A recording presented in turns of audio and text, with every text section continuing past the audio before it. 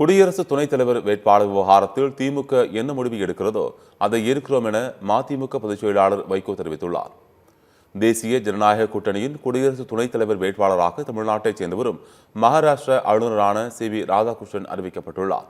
இந்நிலையில் கோவை விமான நிலையத்தில் நடந்த செய்தியாளர்கள் சந்தித்த மதிமுக பொதுச் செயலாளர் வைகோ, சி.வி. ராதாகிருஷ்ணன் துணை குடியரசுத் தலைவராக அறிவிக்கப்பட்டு இருப்பது தனக்கு மிகுந்த மகிழ்ச்சியை தருகிறது என்றும் அவர் தன்னுடைய நல்ல நண்பர் எனவும் கூறினார். அவர் மாநிலங்களவையின் அவைத் தலைவராக சிறப்பாக வழிநடத்துவார் என்றும் அடுத்து குடியரசுத் தலைவராக கூட மாறலாம் என வைகோ வாழ்த்து தெரிவித்தார். மும்பை ஆளுநராக சிறப்பாக பணியாற்றி அவர்கள் இந்திய நாட்டினுடைய துணை குடியரசுத் தலைவராக பொறுப்பேற்க இருப்பதற்கு எங்கள் மகிழ்ச்சிகரமான வாழ்த்துக்களை தெரிவித்துக் கொள்கிறேன். இந்தியா கூட்டணி என்ன முடிவெடுத்து யார் எடுத்து போகிறார்கள்?